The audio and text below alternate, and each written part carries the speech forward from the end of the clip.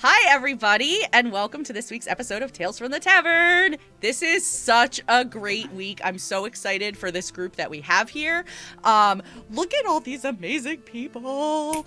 And big week because we are part of the Stream for No Kids Hungry, and I am beside myself excited because this is something that I am very passionate about. So when we got invited to participate, I was like, well, I'm going to bring in the creme de la creme of my peeps for this event. So here we are. First things first, I want to go around and give everybody a chance just to introduce themselves. So if you don't know who these lovely people are, you will in a second. So I'm actually going to start with Bonnie and we'll work our way around. So Bonnie, tell the people a little about yourself. Hi, my name's BonnyJean. I have no show that I'm attached to, but I'm just a hype girl for everyone. And we love her for it. And I like D&D, that's all. It's true. And next we have Katlyn from Arcane Spectacles. I'm Katlyn from Arcane Spectacles. And we make tabletop RPG accessories and fun stuff like this and things like this that you can, like put your dice in and like little potion-y bottles. Yay! And everyone has stuff, which is so cool. That is what we're all about. You can, find us on our website, arcanespectacles.com. It's true. And Katlyn has brought a giveaway for tonight. So what? I know. So the cool thing is, if you already have a dice vault, but you do not have a wooden spell tracker, you could win a wooden spell tracker. If you already have a wooden spell tracker, but you do not have a wooden dice vault, you could win a wooden dice vault. You get to pick which one you want. So, oh my goodness! So we are going to draw the winner for that at the end. But the giveaway is already open. ! Ticket if you would like to enter. You do need to be here at the end to claim your prize. So please make sure you stick around for the entire thing. Yeah, look at those entries already flying in. Yeah, they got it. Yeah, that's what we like to see. It's good stuff. It is good stuff. All right, so next we're going to go over to Syrup of Waffles Maple Syrup. That's me. Hi, everybody. I'm Syrup. I'm one half of Waffles Maple Syrup. I am a player, and we are currently running through Journeys Adrift, a Starfinder campaign, if anybody is a Paizo fan. We finished our Pathfinder 2e campaign. We're in Starfinder now, and I highly recommend checking it out because I think it's pretty awesome. It is pretty awesome. We are Paizo fans here as well. Yeah. Well, thanks. Thank you for taking time out of your schedule. I know you've been busy with Jasper's Game Day charity stuff lately. So amazing. Yeah. No, that was so much fun. But I'm happy to be here. I'm excited to be here. Yeah. All right. And next, the woman who needs no introduction because she's been here 7 times. 7 times. Hello, everyone. I'm Shannon. I'm from ParadiceRPG. I just finished up the Shannon Power Hour. Thank you to everybody who's over there with us. We were just saying before I hopped on here, it was a great show. So thank you for being there. You can find me on all social medias at SRB25. I'm wearing my rogue shirt tonight in memoriam of my dear Scarlet. That's all. A moment of silence for Scarlet. Single tear. Well, thank you for continuing to run on caffeine and adrenaline for us tonight. And I'm excited that you're here again. And speaking of people making, all of these people are making return visits. They've all been here before, but StarShinobi. Hi, I'm StarShinobi. You can find me at StarShinobi on Twitter and Instagram, where I put up my daily D&D magic items. But I have also put out Disaster Hamsters with a group of amazing people that you can find on the Dungeon Masters Guild, and I am just excited to see you guys again. I am excited that you are here again as well. And is that everybody? Did we get everybody? I think we got it. You? Yes. Who are Well, you? me, yes, I am GamerMomLuna. You all know me, and so I have a few things that I want to go over. First of all, the entry for the Arcane Spectacles spell tracker or dice vault, that is open internationally. So if you are international and are like, I never get to enter their giveaways, Nice. you get to tonight.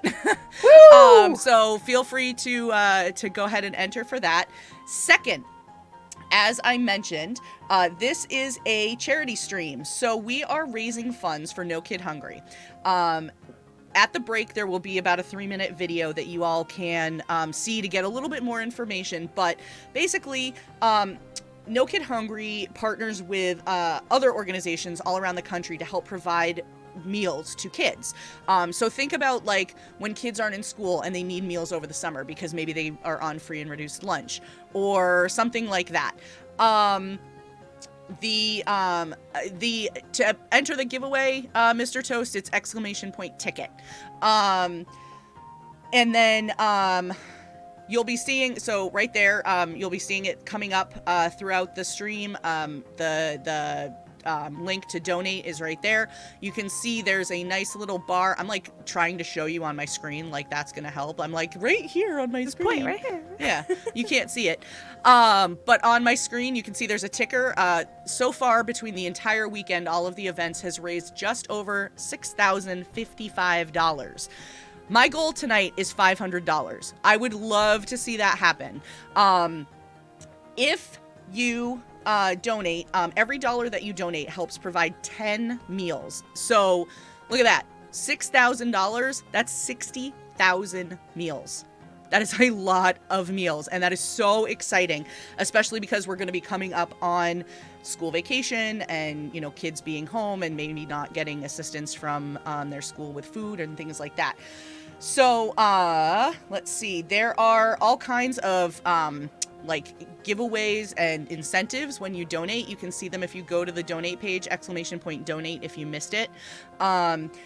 Shard Tabletop is one of the partners for this event. If you donate $100 or more, you get a 1-year GM subscription to Shard Tabletop. That in and of itself is worth probably more than $100. But you also get an Iconic Beast pack from Kobold Press, map packs from several different map creators, a 10 encounter collection from Dragon's Horn Studios, a game session with Tabletail Games, and a Magitech supplement from the Loot Tavern.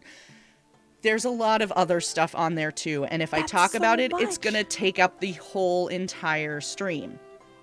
So, we're gonna keep going. However, I would love to start seeing some of those donations come in. Oh, well, it looks like we're already up to $66,095. So thank you all for your donations. We super appreciate it. Reed, I believe you're in chat. If you're here, if people have questions, Reed can help answer some of those questions as well. So yeah, well, let's get right to it. We've already got questions coming in from chat, believe it or not. I'm not surprised. So if you've never seen this stream before, the way it works is we have a conversation, but all of our question topics come from chat. So feel free to drop your questions in the chat. Our moderators will see them and get them to me so that we can talk about them, answer your questions, that sort of thing. Usually I start off with a question, but we've already had one come in from Patch, so we're going to launch it with that, which I think is a great one. And it's a really good question given the fact that we are doing a charity stream. His question is, since we're talking about great causes, what's a quirky moment from a charity event that you took part in or watched that you will always remember? That's a great question. It's a great question. That's a great question. Well, the most recent one was some of the Paradise folks were streaming over at Creators Assemble yesterday for their charity streams. Star was a DM for our game last night. She did amazing. But Stefan decided to donate $100 and drop in a young black dragon. What? So, yep. So we were in the middle of fighting some fish people, and all of a sudden, there comes a dragon. It was epic. Well, there you go. Was he on your side or were you fighting him? No, we were They fought him. unfortunately. We did not for lack of trying, though. Sean's character did try to speak to it first and make friends, Yes. but it failed spectacularly. Sad day. Yeah. He tried, though. He tried. Yeah. Points for trying, kind of. Oh, let's see. I got to do a charity stream where I was on a team with the Tilstra brothers. So that in and of itself was memorable. But we were doing it with we were doing it as part of a series of charity streams that was put on by the Backwater Bastards, and Nekla the Druid did a amazing job putting it all together. Yeah, chat knows. They're like, Bengamins! Oh, Bengamins was so much fun. Bengamins was amazing, and we had such a blast. So David and Andy, congratulations, Andy, by the way, who got married yesterday. Yay! Yeah, congratulations, Andy! So the three of us played siblings, but not just siblings. We were pizza people, and not like people who make pizza. We're talking like Pizza the Hut type people, and we also were from a family, a mafia family. And David was next in line in the mafia family, so he had the full-blown like mafia accent, and it was a charity stream, so naturally my character had to be there because her name was Charity, so it was a stream for charity, and so she was there with her marinara red lipstick, that she would apply every so often. And yeah, it was that whole event was amazing. And I loved it so much that the music from Bengamins is still the ringtone on my phone. That's awesome. That's amazing. Yeah. I was trying to think, like, my brain just goes to like the most recent charity stream, which was amazing for like we just talked about Jasper's Game Day. We played with Matthew Capitacasa and Matt Lillard, but Waffles has a better point where if I go back just a little bit further, I was on a charity stream with Shannon and a whole bunch of awesome people, David as well. My best memory is the like 5-minute interlude of us dying of laughter because it has pockets. Even now, just thinking about it, I'm gonna. Good. It was the most amazing comedic timing I think I've ever seen, and that was Zach Haley from Better Than Good Podcast. Basically good yep. No, Basically it was Good Podcast. amazing. It was we were kind of like, there was a purple worm and we were like punching through, I don't know, it had pockets. Somebody commented on it and it just went, thanks, it has pockets. It was, oh my god, did we clip that? I hope we clipped that. We did, and we have even art from it. It was so good. Oh, it was so funny.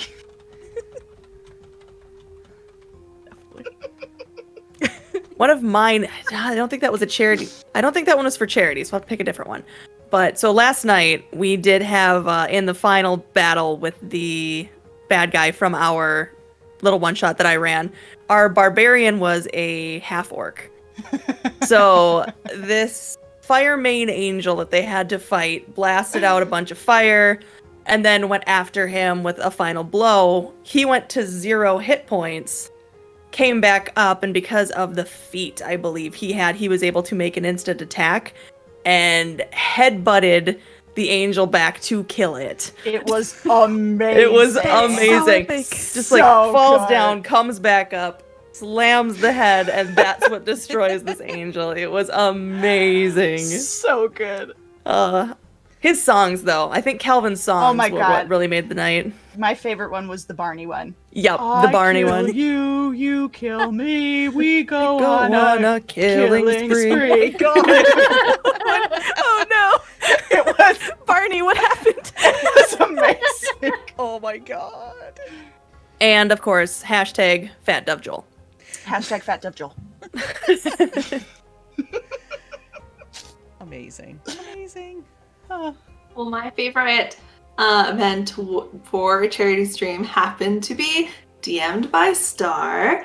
And it was when Miss Shannon, little Miss Vampire, decides Forgot about that. Oh my decides to god! get the ultimate revenge by stealing away this young princess gal or something, and like decided to turn her into a vampire to thwart. She or I guess stole my man. So Right. Not she killed Oh, your man. that's right. Killed, She killed my man. So Stole your man's life. that too, yes, and then turned me into a vampire. So Oh my god. yeah, so I You don't just mess love with the Lavinia. moment of like chaos where it was like Shannon's just like doing something, but I don't think any of us know what's actually happening. It was I'm like just this gonna take her moment is into the unfolding. And we're just Yes. okay, what's happening here? Oh, that's happening. oh, that's It was so much fun. amazing. As a side note to that one, Shannon, my players have met your father-in-law last time. They have. So I am so excited to man. see if they can figure this out. I love it. Amazing. Amazing. You guys, I think all of us are really lucky that we always have a lot of really fun games that happen. I do just want to shout out, we've had a few donations come in. Almost Critical, Katie Machin, Agent Fire, Neckle of the Druid, and Chichuan. Thank you all so much for your donations. We're up to $6,200. Woo! You guys are the best. I know. That's Amazing. a lot of meals. You're 62,000 meals. I know. Right? Did I do that math right? Is that You right? did. Eh. I Yep. teach first grade math. I don't work with numbers that big. I always tell people I went into social work so I wouldn't have to do math. And now I play D&D, so here we are. So here we are. Yep. All right. So let's see. Next question. Scry Society. Hello, Nick. Nick has used our Ask My Question Next using channel points. We have 2 more of those available tonight. So if you would like to have your question get bumped up in the queue, you can go ahead and use that. Nick would like to know, and he says, I promise this isn't aimed at you, Shannon. What's your most memorable character death? Either one you played or one you killed as a GM. Thanks. I'm not going first. I will, because my answer is lame. I've never had it happen. Neither. I was like, wait, I never died. No, I have not had a character death, and I have not had a player die on me yet. So whether or not you label that as being a good or bad DM, whatever, but it's what's happened to me. I mean, I almost died. I was at the point where I was gonna die, but I had befriended a crocodile earlier, and he came back and saved me, which was pretty neat. That was amazing. But that's the closest I've gotten to death. Okay, so I'm gonna take creative liberty with this question. Scarlet actually killed somebody that was very, very important. So she had a former lover who was brainwashed by the criminal organization that they were a part of. And she remembered him and wanted to go back and save him and all that. But unfortunately, somewhere in the campaign, Scarlet's memories got stolen and she doesn't remember him. So when he came with another court assassin, Crimson Court assassin, and it was down to the very last second, and Scarlet had a choice between letting him live and not, she didn't remember him, so she slit his throat. Ooh. So, yep, and she still doesn't have those memories back. So I can't wait till that. Well, I don't know if it's gonna happen now because she's dead. Oh, it's so sad. It's so sad. It's so sad. And she But does I love remember. it. That's a lot of reconciling to I do. know. Yeah. I love stories like that. I That's need a really cool scene. I need depth like that. Yeah, it was awesome. That's really cool. I'm trying to think if I had like a character death of my own. I've plenty of close calls, but surprisingly no. And like I definitely play in games that we allow character death. Like we all like agree that like the that's everyone's okay with it and everything. So surprisingly hasn't happened to me yet. But we definitely had one of the campaigns that we started, Extinction Curse, with Waffles Maple Syrup, and we had a character death there, not mine, but one of our players, and it was probably the first one that we dealt with as a group. So it's very interesting for sure, and probably being the first is definitely the most memorable. It was unfortunate. Got stung by bees. That's what they designed. Oh. Giant wasps, but still. So sad. So sad. So sad. So sad. That is sad. I don't want to talk about mine because I talk about mine on stream all the time, and it's just sad. I've never heard it. Well, now you have to. Luna. I literally just talked about this last week. Sorry. Okay, well, so I have one that's a character death and one that isn't a character death but felt like it. The one that was a character death was just really, it was really early on in my D&D career, and my ex-husband was DMing, and, well, my now ex-husband was DMing. We were married at the time, and he was leading us through like these catacombs, crypt, something like that. I don't remember. Anyway, the group stumbles upon a sarcophagus, and me, being a centaur, is the only one in the group that's strong enough to open it. So I open it, and out pops a vampire who casts Slay Living. That's a thing? It was at the time. We were playing 3.5. Oh, right. So I was listening. yeah. So that was fun. And yeah. And then the one that was like a character death was one I was playing on stream on another channel with a really great group of people, but my personal life, like, I just needed to take a step back. I was involved in like 4 streams a week at that point, and really just needed to like cut some time out of that and like regain some of my own personal time.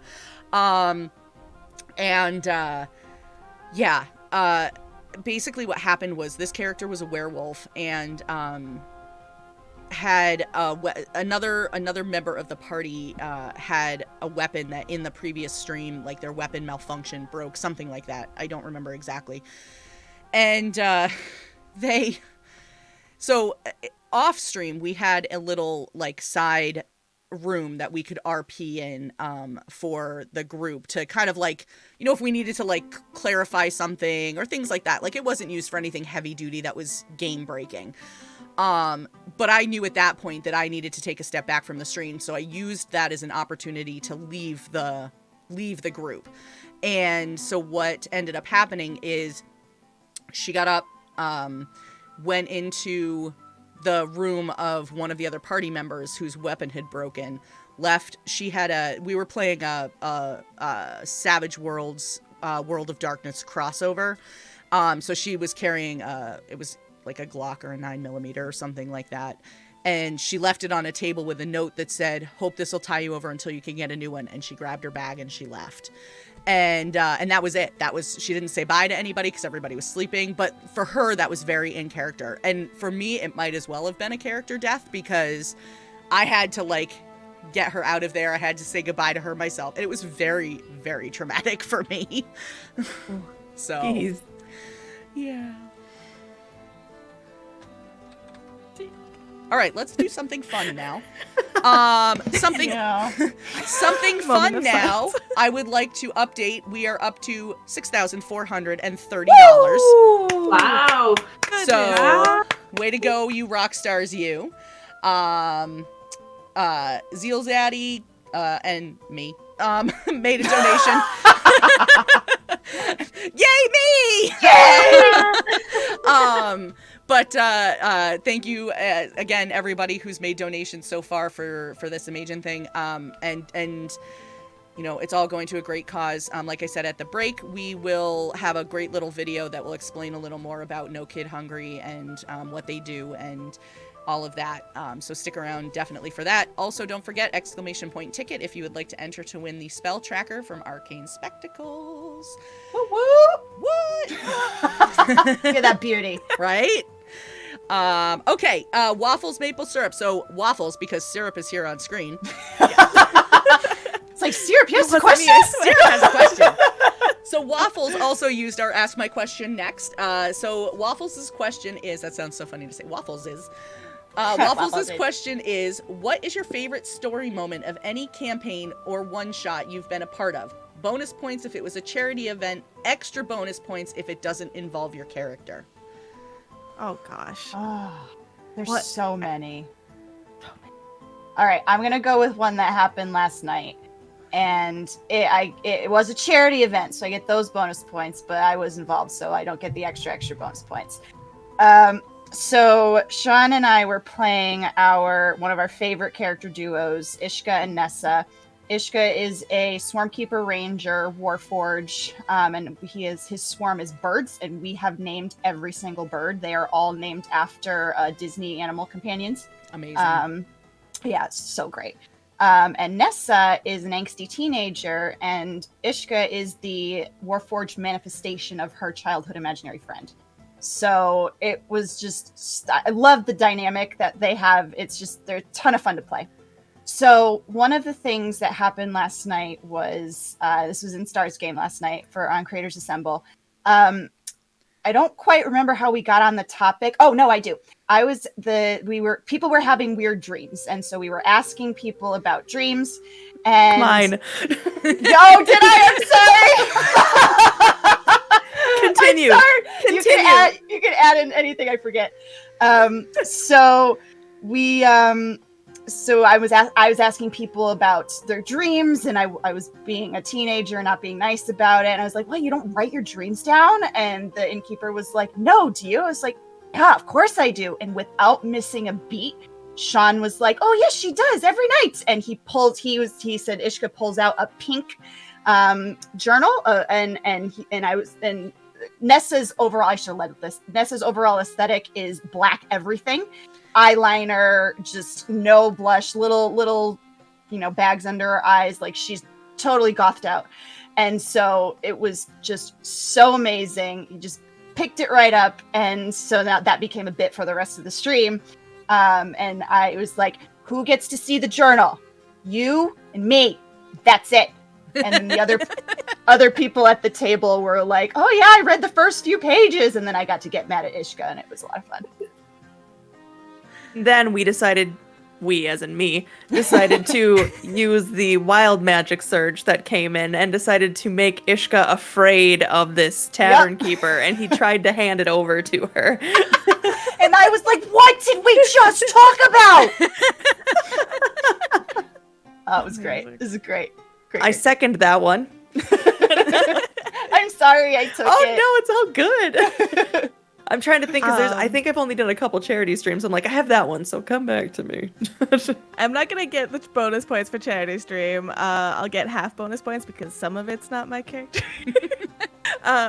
But I'll go with like some of the more recent story things. I feel like in our most recent campaign, Journeys Adrift, that is both our podcast and our stream, we have really gotten into like exploring. This is all of our first things into like Starfinder and everything, so I've fallen really hard into like the story. I've like having so much fun. I love my character so much. So recently we had our first like episode of full-on downtime. We finished a mission. We're in like Absalom Station, and so downtime in Starfinder is like the sky's the limit. People got body modifications. Like, we were having so much fun, and we were just having a blast. And it got to this point where like I think all of us were just like, oh, we're gonna do this and we're gonna do this, and Waffles sneakily hits us with like 3 story beats at once, it just like blew my mind. So throughout all this time, we were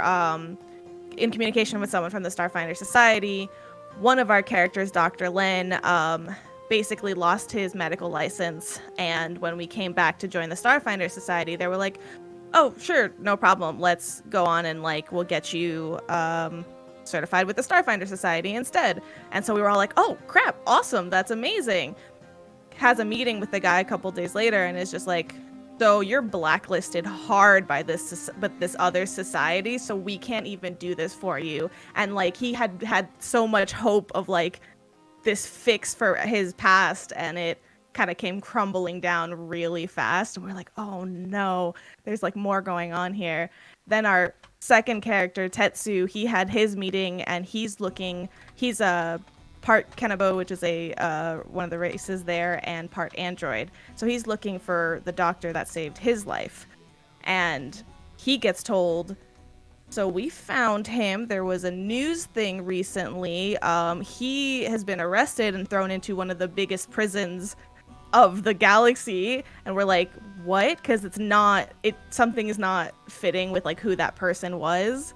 So we're like, okay, what's going on now? And then we get our mission from the Starfinder Society of what's next, and they're like, okay, you're gonna go to the Adari, where my character is from, and you're gonna go into the Ramsem-Tem, which is the society that I'm from, and you're gonna meet with them. And I'm like, you're gonna meet with the council. And I was like, Waffles? Isn't my mother on the council? He's like, yes. So I'm like, oh shit. So I have no idea what's coming next, and it blindsided us because we were just having a blast with downtime, and now all of Those our are the stories are best like, moments. yeah. Oh my god. The I'm so best. invested. I love that. Mine was, I was playing a paladin. His name was Moat, and he was Our a character on our show is Mo. We had a paladin in my previous stream that was named Moat.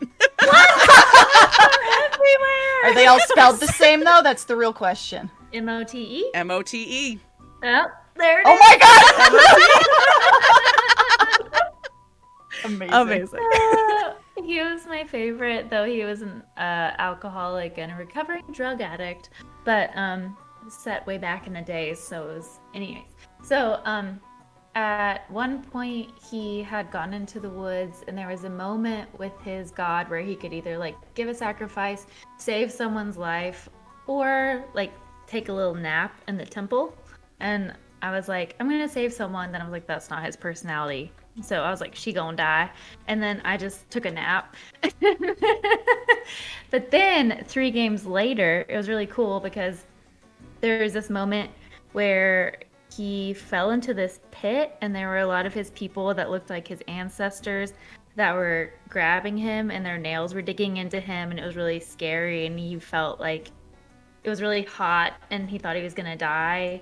And then because he had taken a nap in the temple, he had the ability to just sink into it. And so then it became like a hug, and all of his ancestors taught him stuff about the past and like helped him on his way forward, and it was so beautiful. Sounds so beautiful. Really cool. That's all. I need to take a time out for a second, you guys. We have crushed our $500 goal. We are at $6,000. We're at $6,645. Chat, you guys are the best. Right? I'm telling you, these guys are so great. I love it. Amazing. I love it. I love this You community. guys are so rad. I'm all like, talk amongst yourselves. And if you get that excited. reference, I'm so happy. Wolf's Blood, Mara, Waffles, Agent Fire, Apache 1222, Patch, all coming in with amazing donations. Thank you guys so much. Couldn't do this without you. Shout Warrior out to Streak Waffles is for about to. curating That's Reed matching from the here. Gates Tavern. Reed is about to issue a challenge goal. So let's see what he comes back with. While he is What typing is that it? in, I am going to. I'm going to bring up the next question. So let's see. The next question we have came from Tempest Thema. What advice do you have for an old school D&D player just coming back to the table after a decade away? I started playing D&D back in 1988 with my dad. Wow. It's really cool, first of all. That's really cool. Second of all, I don't know. I would say the best advice is to just jump and just do it and enjoy every minute of it. Absolutely. I'm assuming, I don't know if probably not playing 5e at the time, so if some rule gaps to learn, no big deal. I think just go into it like Katlyn said and find a good group. That's like always the number one thing for me. Find a people that play the way you enjoy, and then just enjoy. Yeah, that's really the same amount of advice you'll get from probably the rest of us. It's just, there's been a lot of changes, obviously, between now and then. So just know it's a little bit more roleplay heavy than it was back in the day, a little less choppy, a little more talky. It still can be, it just depends on who you're playing with. So I think that's the biggest thing with everything is to just find a good DM that you feel comfortable with. Yes. And I didn't answer the last one, because I just thought of something, but I was having a really difficult time really kind of connecting with the backstory of one of the characters that I was playing in our home campaign. So Jared was the DM, the other half of Arcane Spectacles. And he actually did like a session 0 just with me where we actually like played a thing one-on-one, and he was playing like this guy that was my mentor, and we kind of went through this scenario and everything and just kind of role played it out, and it was so meaningful and impactful, and it really like locked in everything that I was thinking of, and it was really awesome. So I think definitely finding a good DM is really important, and if they're the right fit, then they'll help you through all your little issues that you're potentially having. Yeah, to piggyback off of that, and something Waffles said in the chat, is to find a good group. Yeah. Yeah. It's so much more fun when you are with a group of people that you can trust and that you have fun with and that you joke around with. And it could be people you've never met before, because one thing I've noticed about this community is that there's instant chemistry at a lot of really tables. It's incredible. Like last night, Star, I'd only Yeah, played with you. that was insane how fast you guys amazing. clicked. Yeah, and when that happens, it's magic. That is the yeah. fastest I've had a table click, including people that know each other. Wow. So that was incredible to see. So Yeah. Lord I can't really add more than you guys have put in. Lord Coyote in chat, Lord Coyote 2000 also made a great point, saying I would add to that advice by asking for a session 0. Find out ahead of time if the DM about the DM's worldview, social contracts, table rules. Make sure those all work with you. Yes. So yeah. Session 0s are so huge to just So establish what everyone's like. How are you going to find a good group without playing, right? Session 0 is going to be that for you, basically. Yeah. Mm-hmm. And that gives you a chance to set ground rules, and you go over what kind of game everybody wants to play, because that's another thing. Like, some people really like choppy and other people really like talkie. So, and it's good to know what kind of game you want to play going into it, so that everybody can have a great time. Yeah, and then you can also set down things like, are you guys more rules heavy versus rule relaxed? I know there are people who wouldn't necessarily playing with someone like me because I love to min-max, and there are people who seem to think that's not fun, but I find that enjoyable, and I try not to be overbearing when I'm in those situations anyway, but that might be why I'm okay with it.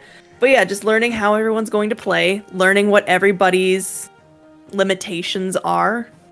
I think that's really the big one. Like, I know Session 0 was something that was new to me even a year ago. Same. So it's something that you don't think about doing, but it is a really, really good idea. And so, like, even now when I'm doing one-shots, I'm trying to send out things that's like, here's things that will never show up, but I'm just gauging what you're comfortable with.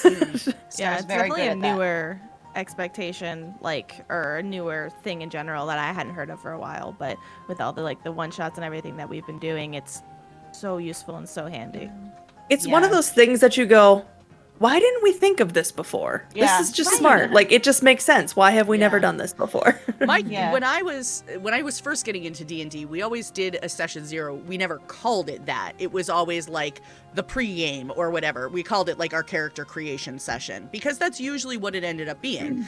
That was years ago, back when people used to be able to sit around these things called tables together, and you could actually play without things covering your face, and so.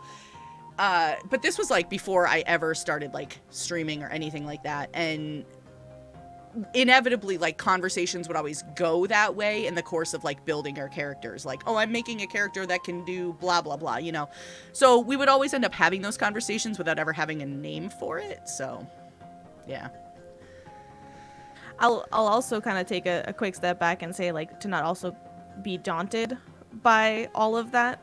Like, it may seem like a lot of different options, but like we mentioned earlier, like, the bonding in the TTRPG community is amazing. You're bound to find some amazing people here. Us at Waffles Maple Syrup, we are all people that met online that have since, like, some of us have now since met up, but like some of us I've never actually met them in person. And we click, and I think we make an amazing show. So Yeah, this and then whole us, group. and then us. Yeah, that's what Absolutely. it's amazing. And just to piggyback off of that, Syrup, like, I just love the D&D community so much because we all we just get it. We love to support each other. We love to hype each other up. We love to play the game and do all of these other, just everything. And it's just I don't know what it is. I said magic before, but it really is. I've never met any of them in person, but I feel like I've known them for years, which is incredible. And there's this strange feeling in this community of, you guys got me. I've never met you. I don't know what half your faces look like, but I know if I am in trouble or I need help, there is a community that's like what you need. Mm-hmm. Which is a very strange phenomenon to me because I've been very anti-social media for a long time. Then I went, let's do Twitter. Hell, let's try it.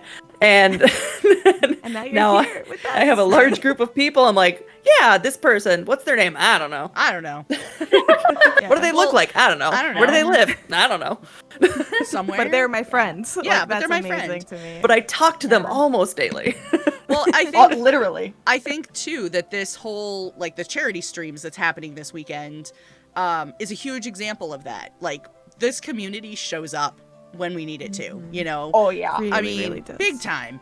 So it's awesome. It's so nice to see. And Star, I think you're dead on. It's we may not have ever for example, everybody on this screen I have never met in person. Same.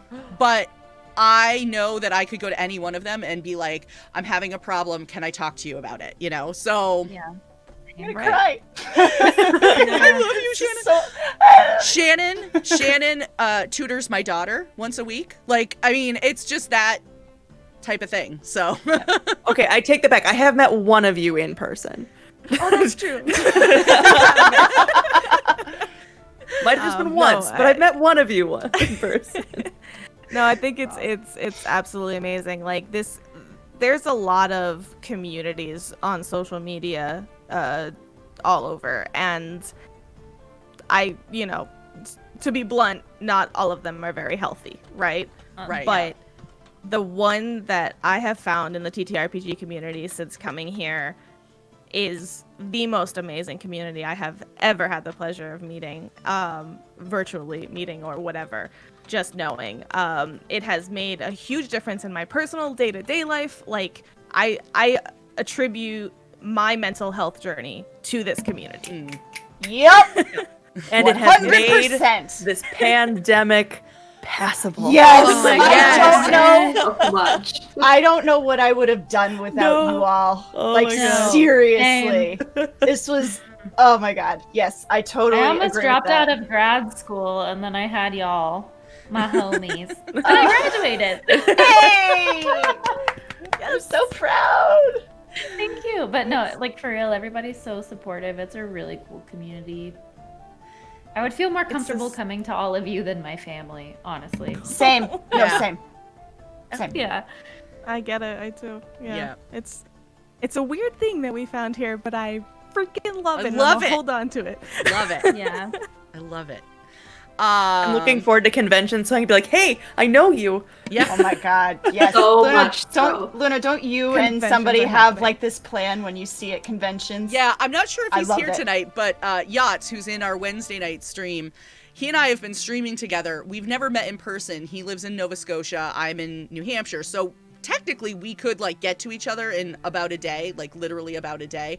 I love Nova Scotia. But we made this really funny plan that, we think it's really funny. The rest of you might be like, that's the dumbest thing I've ever heard. But I go to PAX East every year, RIP PAX East this year, but they're going to be online for 2021. But they're in this massive convention hall. They can fit it's some obscene number, 40,000 people in the convention hall. And so Yachts and I have been joking that in one hallway, we're gonna pretend we don't know each other, and we're gonna be like, oh my God, are you Yachts from that stream on that channel? And he's gonna be like, why, yes I am. And I'm gonna be like, oh my God, and do this whole fangirl thing. And then another hall, on a different floor, he's gonna be like, hey, aren't you GamerMomLuna from that stream? And see if we can cause a big stir, and Yeah, that would be super Can we fun. adopt this for like all of us? Can we just Yes. start, like, Yes. Yes. But you I know, think- there's gonna be one person there that Yeah. goes, "Do you know each other? I've seen you both on seen stream you both." before. No, you haven't. I am a fan, and I happen to know." If they really want that to happen stream, to they'll join in. They'll join in, you know. So Yes. Yeah. They've seen it. They have to join. It's true. It's a rule. We just made it Yeah. up. It's a blood pact. Yeah. Oh, If I ever meet any of you, I'll ask for your signatures and a photo. it's only true. if you give me your signature in exchange. Yes. Can we all bring can we all bring autograph books like Disney? Yeah. Oh my god. I'm gonna, TTRPG ones. Let's go. Right? Yep. I'm gonna Yep. put all your faces in it. Oh my god. You know what? I've seen done before, which I think is really cool. I actually think it's Josh Simons is the one that did it at Conti. He had, like little business cards that Yes. just had like all of his contact info on it. And it was so cool. Like it's so smart, and it had. So Yep. I think I we did should do that. I did that last year Yeah. for the old channel that I was on. For Nice. PAX 2020, we made up business cards that had all of our streams, our time, and our contact info on it. And yeah, we just handed it out like to anybody. So it was great. I'm in. That's really cool. All right, I'm gonna squeeze in one more question before break, because we're already almost at the top Oh of my the hour. God. again. Seriously? Yeah. We've gotten through like 3 questions. I know. So the next one comes from, let me just make sure. Yeah, okay. So the next one comes from Agent Fire. What is the most memorable side quest that you have been a part of? I like that it specifies side quest too. So I know, and we're all like, It's a great one. One of my favorite little mini battle things that we had, we were traveling along a road. You have a caravan coming along the way. And so we stopped to just chat, ask for directions. And it turned out this guy was a maker of, I don't know how Jared phrased it, but it was basically like a simulation battle thing that was basically like a magical holographics. And so it was like we got to have this like fake battle against this like holographic thing like out in like the middle of the road. And so we battled this thing. And so we actually ended up finding out like weaknesses of this monster and stuff. And then later on the campaign we ended up fighting it again for real or whatever. And so it's actually really cool because we're like, oh, like we've already defeated this person like in play test area or whatever. So then we knew all the weaknesses and everything. So it made it a lot easier to defeat, which was cool. Because if we hadn't stopped that caravan, we never would have known. Aha. That's awesome. It was really I love- fun. Yeah. I think my oh no! Oh Oh no! Ah! Panic! Ah! Arcane Spectacles now. Hi. Ah! everyone. I'm now Bonnie. I'm just gone. Yeah, same. Me and Star are just gone. Totally. We have totally. become one.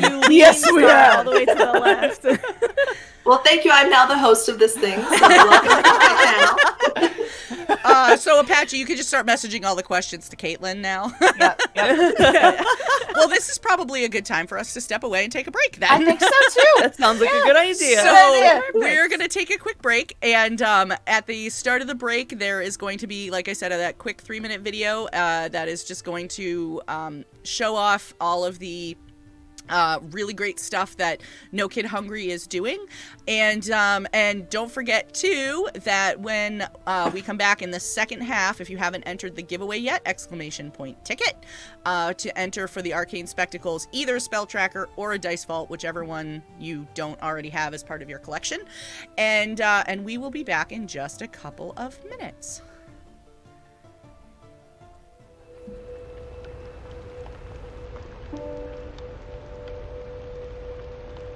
I could hear kids like laughing, thinking, who's outside and it's pouring down rain.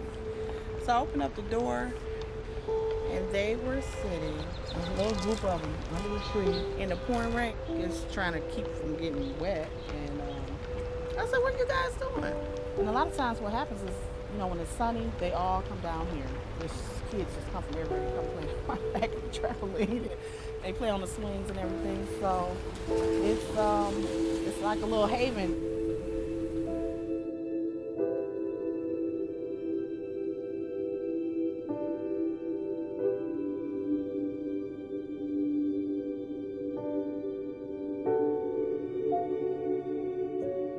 The most surprising thing is that I'm doing it. I can't even believe it. That was my fear. Like, can I do this?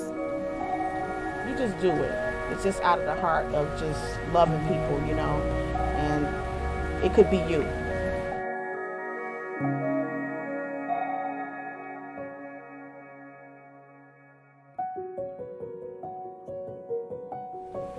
There are people that care in the city. There are people that are doing. There are organizations that are really pouring themselves in, and it's making a difference. You know, it's the food program. It does make a difference. At least, you know, these kids are getting a meal.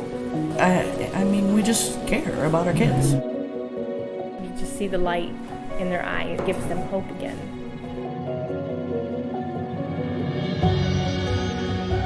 It's bigger than the lunch program. It's going to encourage them to keep doing the right thing. People are getting more involved.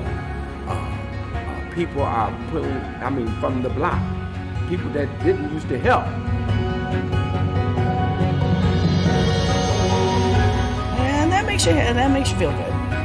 It made me feel good. You get momentum with a block, then you go from a block to several blocks, then you got a neighborhood, then you got a zip code, then it spreads.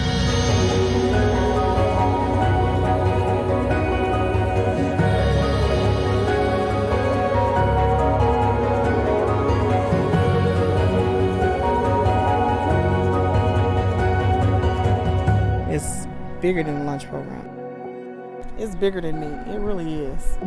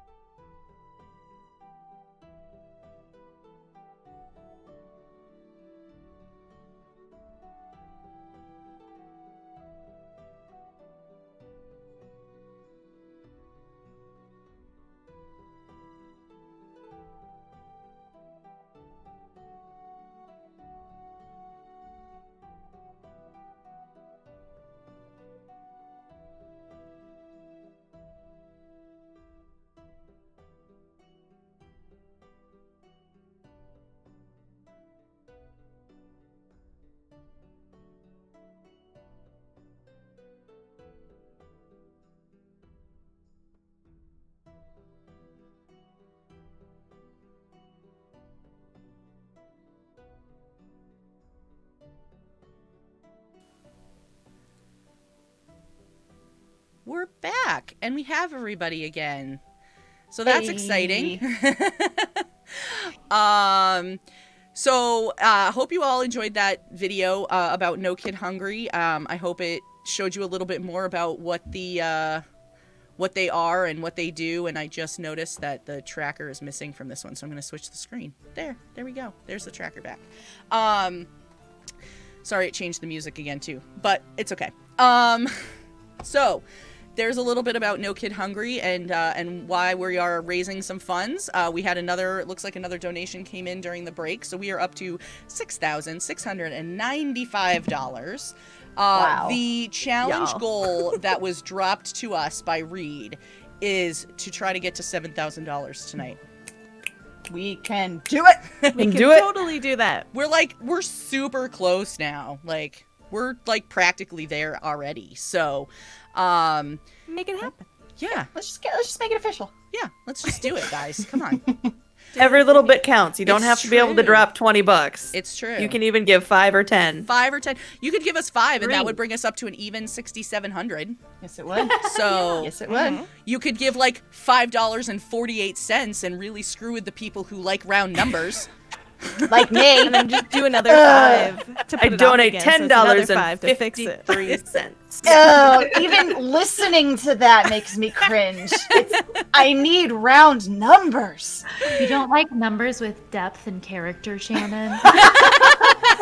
Bonnie, I teach first grade. I'm going to save the depth and character for my OCs. It's true. Valid. Oh, the Games Tavern just said people have totally been doing that. So, and it works. Trust me, I've done it on other people's charity streams, and it absolutely works. You just make it uneven, donate. so somebody fixes it. So somebody makes it uneven again. So some fixes it. I donate $10.53. Fix it. Okay. You know it will be. We'll make it. So. All right. Well, the gauntlet has been thrown to see if we can get to $7,000 tonight, which would smash even my wildest goals for tonight. So, let's throw the gauntlet down for our Tuesday night stream, which is going to be the final stream of this whole event. See if we can raise $1,000. Let's see if they can raise $1,000. So, Yeah.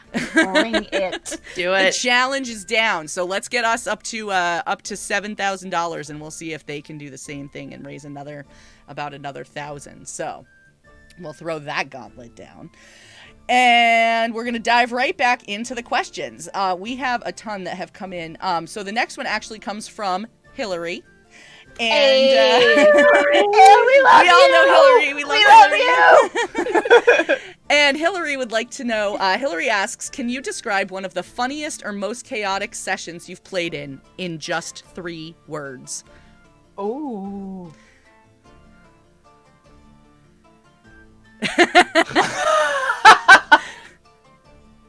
Most chaotic session. Level 21 shot. Level 21 shot. There you go.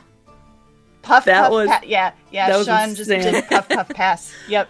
Waffles Yep. says it has pockets. Damn it! You. That's so I was trying to figure it out. I would like to throw it out there because a lot of us were there twins. for that. Oh, go ahead.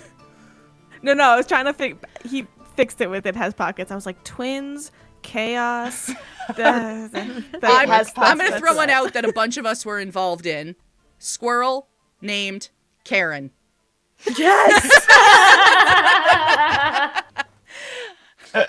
Yes. That was Best. great. Oh man. Waffles Do it in DM'd a 2. one-shot. Combat wombat.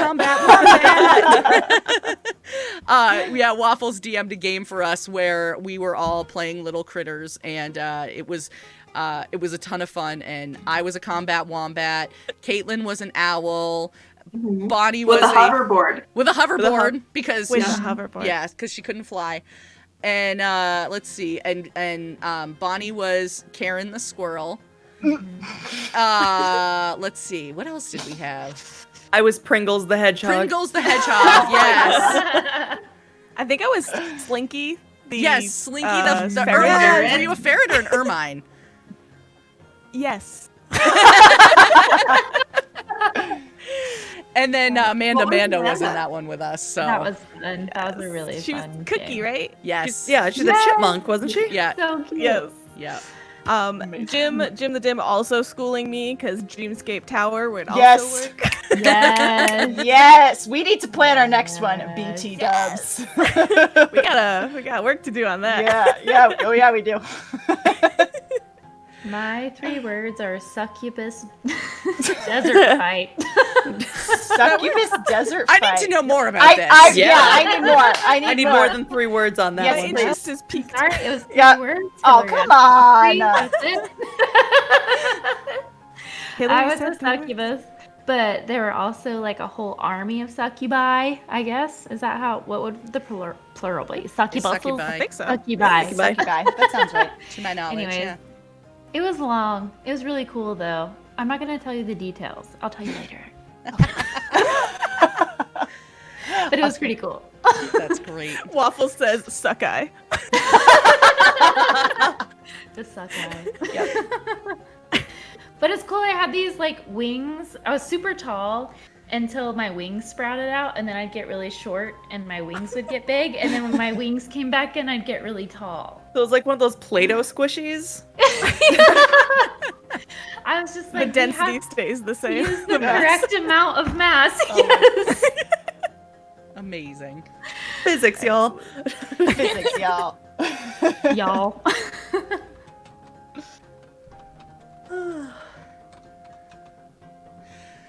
All right, let's see. That was a great question.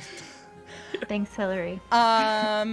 Let's see. Lord Coyote has another question. Let's see. Which of the non-currently in circulation D&D books of the past do you wish would return? I only started playing D&D about 2 years ago, and it's all been homebrew, so I can't answer this question. I have to say the same. It was been about 3 years, and I've only played homebrew, so I don't know. I started in 3.5, and it was all homebrew when I started. And when I kept playing more recently, everything that started publicly was all Pathfinder First Edition.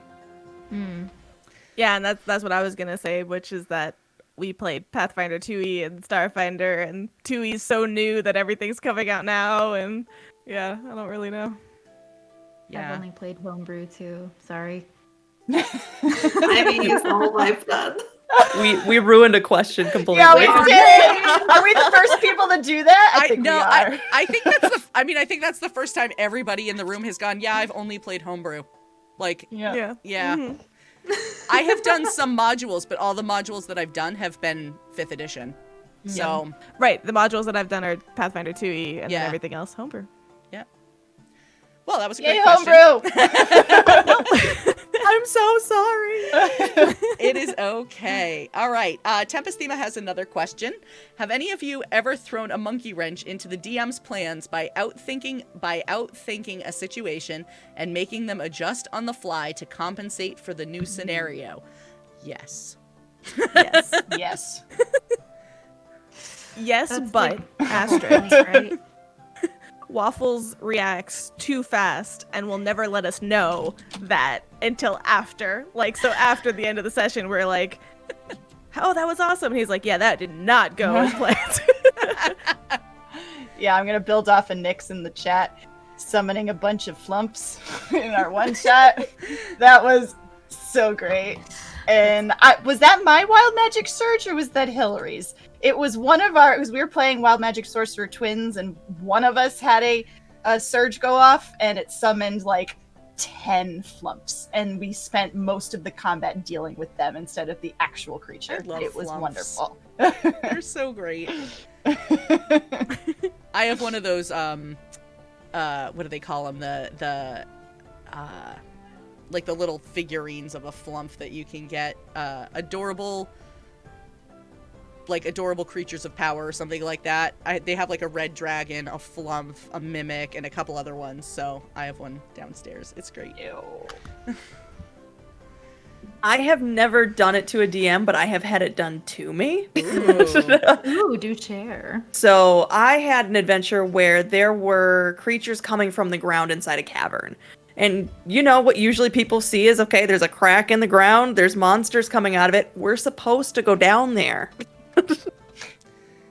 But they were like, we have a wizard with it. Like, they had an NPC that was with them that's a high-level wizard. He teleports them and, you know, he's senile, though, so he'll see if he gets to the right spot. But anyway, they went and talked to him, like, can you, like, shape Earth? And I looked at his sheet, I'm like, yes, he can. So they had him close the cavern instead, which is arguably a much better plan. But so it was like, that was like 10 minutes into the session, and I had this whole Underdark thing planned, like they were gonna go down there, and there was gonna be like this fungal thing, and I'm like, we're 10 minutes into a 3-hour session.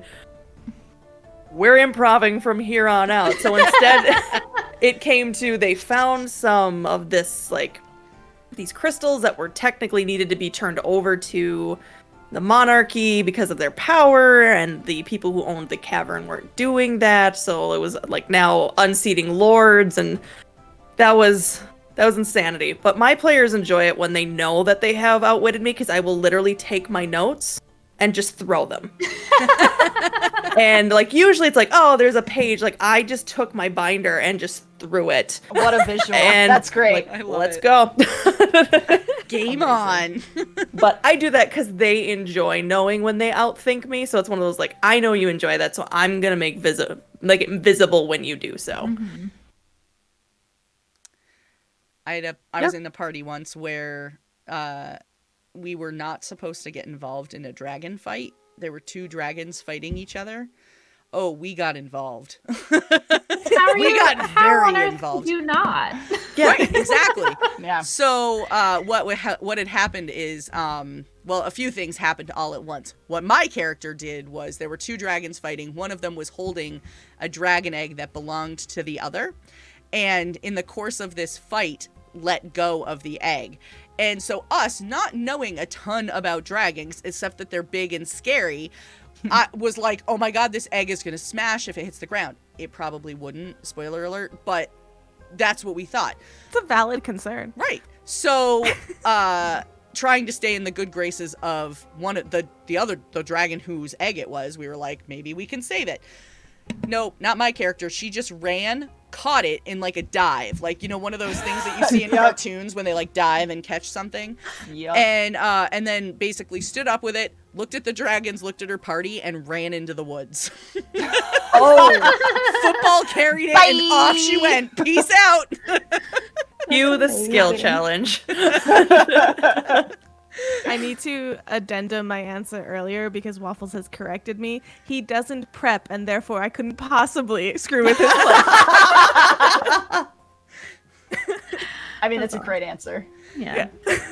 Yeah, I just put this in chat. I don't know if I've ever surprised Sean, my DM, because I'm pretty predictable as a player. I like dark, tragic, sad backstories. So, and I usually just, my entire campaign is playing it out. So, I don't know. You threw me for a loop when you killed that Baroness in that one shot. Like, that was a good one. Yeah, chat was like, this is not good. This is not good. Something's happening. That was amazing. Am I allowed to ask a question? Go for it. Please do. Do you ever play characters that help you deal with or work through something in your real life? Yeah. That's a very good question. I mean, yes, like, in its own way, I think that I like to exaggerate a facet of my personality, or even if it's like not a prominent part of my personality, but more just, there's 2 reasons for it.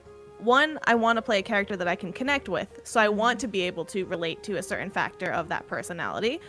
And then I take it and I exaggerate and be like, okay, well, if that was the main focus of my life and everything I was like about, how would I make those decisions, and how would I go and naturally, I think exploring that decision-making process lets you understand it better and helps you develop as a person.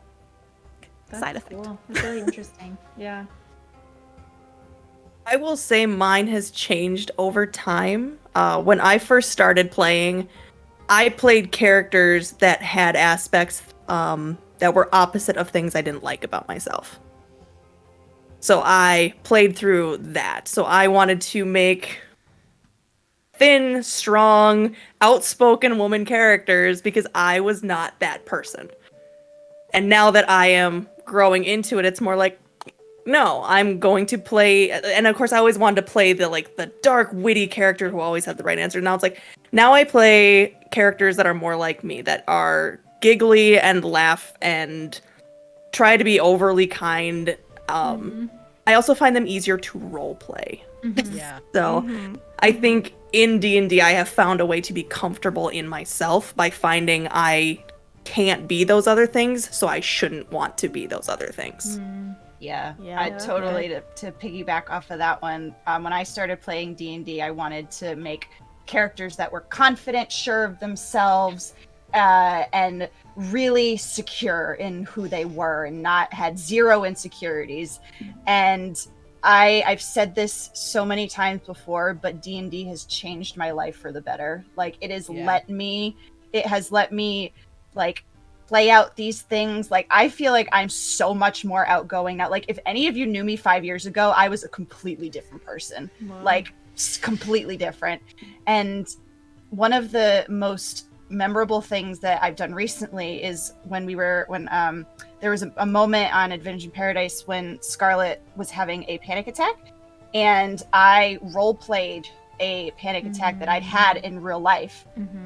But that was 5 years ago, and I didn't know how to handle it back then. But now I do, because I've got medicine and therapy and amazing people who I talk with. But it was such a cool feeling to like relive those, not relive the feelings, but like to know that I was in control of them, because 5 years ago I wasn't. And now that knowing that I could stop anytime, and when I couldn't before, it was just a mark of how far I'd come. And that was, I don't know, that was really, really special for me. Feeling your strength in that moment, finally. Yeah, that's so redemptive. What an accomplishment. Yeah. Yeah, That's honestly. awesome. Thanks for sharing that, Shannon. Yeah. Yeah, thank you. In regards to Star, though, you mentioned about like the type of people. So like, I'll try very hard to do like a different character every time in terms of like a personality or something like that in different campaigns or even one shots. But I have noticed a trend from like high school self to now with certain RPGs, and like when you character creation, when you're visually creating a character, I used to always be the really pretty elf, thin features, things like that. And I remember a certain time where I was like, no. And I did this like badass orc woman who and I felt so good to be like, you know what, screw that, I'm gonna be confident in myself. Like, it was awesome. I love it. I love it. Yeah. And Half something a orc theme. Yeah, half orc was the first time that I played a character. I was like, you know what? Let's go with what you are. Let's go with that thick, strong woman body and be okay with it. I'm not stick skinny. That is not my body type, and that's okay. Yeah. Like, it's amazing. Yeah. It's beautiful. Yeah. When I started playing D&D, it was like right after some really traumatic caca went down. And so I just wanted to play like big, strong men to feel the opposite of what I was, because I felt very vulnerable at the time. So I played a lot of like very big men, and it made me feel safe to like, even though it was in a game, like it made me feel safe to be able to protect myself and protect my friends. Yeah. And so that was like definitely part of my healing process. Anybody else feeling emotional all of a sudden? RPG. No, it's good. It's good. Yeah. So that character that I was talking about a little bit ago, the one who had to leave the stream because I just needed to get some time back for me. One of the things that was going on in my life was played out for her through that scene.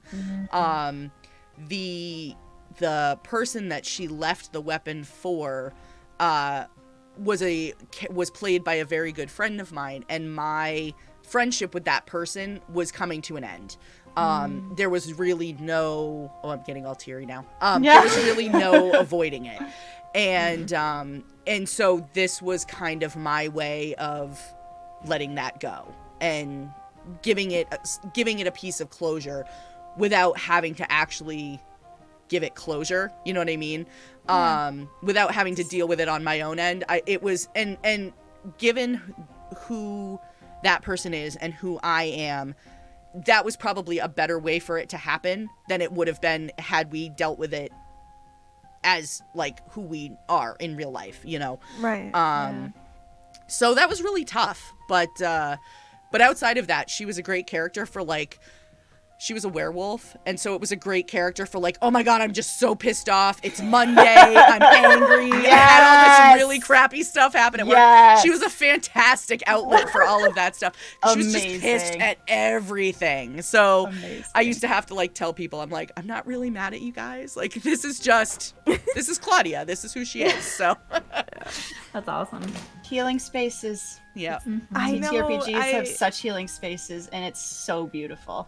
Yeah, I love it. The most beautiful. I love that we can have conversations like this because it's so important to talk about it, and it's not talked about enough because, mental health, like we can't talk about it. No, yes, we can. We all go through a lot of the same things, and it's okay to talk about it. Yeah. And we need to talk about it. Venue to do it in a healthy manner where you're in control. Right. Exactly. Yeah. Exactly. Well, there's such great research out there about tabletop gaming and social emotional skills and mental health, and using it as a way for students and kids to learn skills about dealing with bullying or anxiety or working with other people and things like that. And it's just like, there's a lot of it out there. There's still not enough of it out there to make it a mainstream topic. And I just want to be like, I want to like shout it from the hilltops, like, everybody go read this. Everybody go talk to this person. All of us here on the stream know Rosie Games. That's who I was just thinking of. Yeah, she's an amazing resource for things like that. I personally talk a lot about Take This, the organization Take This, who does a lot of stuff around gaming and mental health. You'll probably, if you've ever been to PAX, you've heard of them because they run the AFK rooms, which for those of you who don't know what an AFK room is, that in and of itself is pretty awesome. It's a room that is set away from the rest of the con.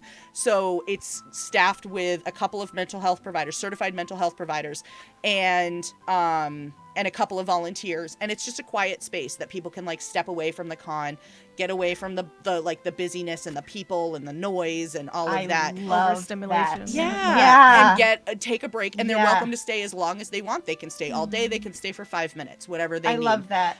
They have and even so much. the knowing that exists, like right. it gives you the confidence to be able to attend the con, knowing I have somewhere to go. Yes, I have a safe space. Yep. Yeah. Exactly. And so like, anytime I have the option, like, round up for charity or, donate 5% of your order from here. That's where I always send it, because they use a lot of their money that they get for, various things like that. But that's one of the programs that they fund using money that comes in, is those AFK rooms at various cons. So That's cool. yeah. I wish every building in the world had that. Seriously.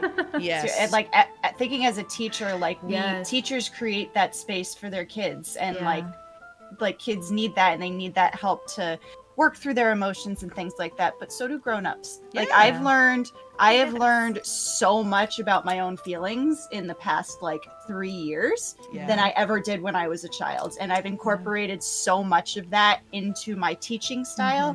And I feel like kids need to know. They need to know how to express their emotions in a healthy manner, and that it's okay to feel these things, and that what they're feeling is valid, because I don't want them to grow up thinking that what they're feeling is wrong. Right. Because that's how I grew up. That's how I grew up. And it's not fun. Yep. It's awful. It's just to be validated and know somebody's listening to you, and it's just if they can learn it and internalize that from a young age, they're gonna be successful. School of buck up and get over it is not valid anymore. And there's a really important point came up in chat, and I want to emphasize this. Lord Coyote said, I'm going to respectfully make the observation that if the table doesn't feel comfortable, if you process real world issues at the table and ask you to stop, that's okay too. Absolutely. Yes, Absolutely.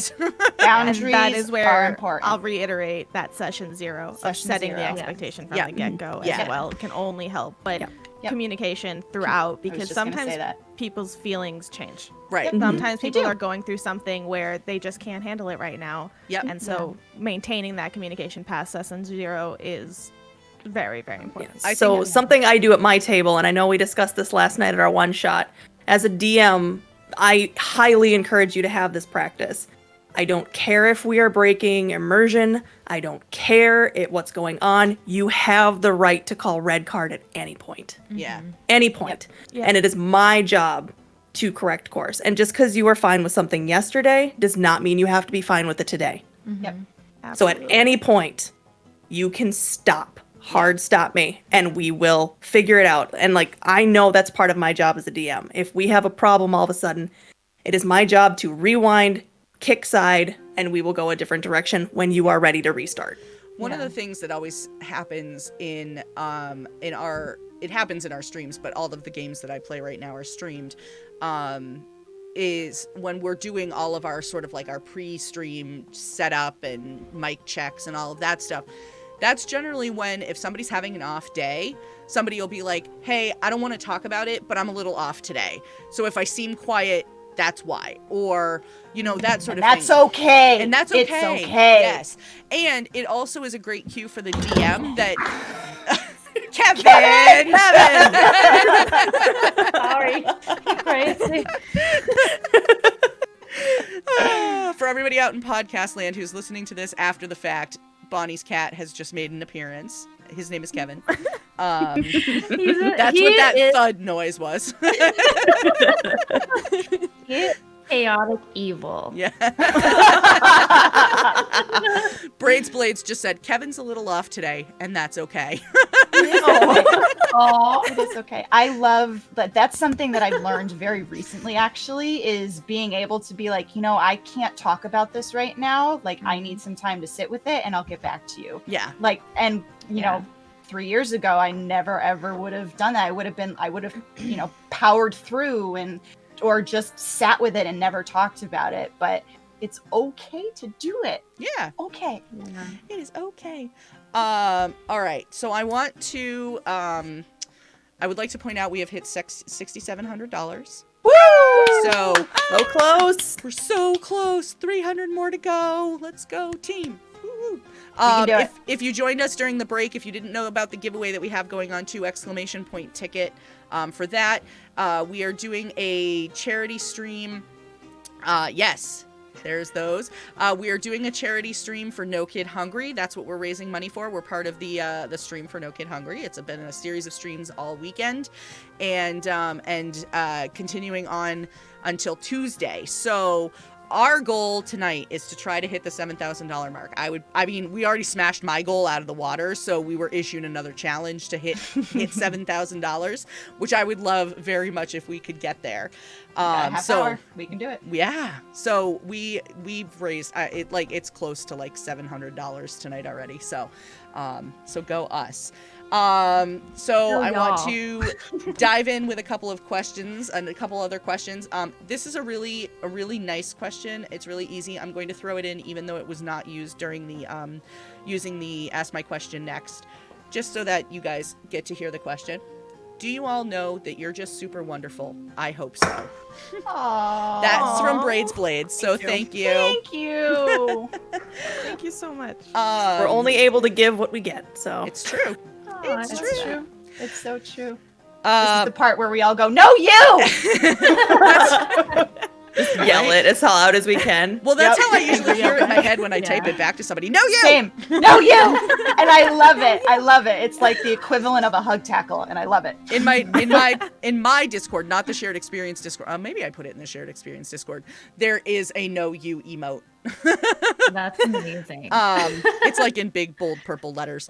Also to Warrior Streak, Reed from the Games Tavern has pointed out that Reed and Matt have to shave their heads from the next few goals. So just FYI. Holy smokes. Yeah, we can do it. We can do it. All right, so CL Primus actually did use the Ask My Question Next feature, so that's all 3 of them for the night. And his question is, To build off the last question, what is the toughest experience you've had as a player? As in, a moment playing a character that really challenged you in some way.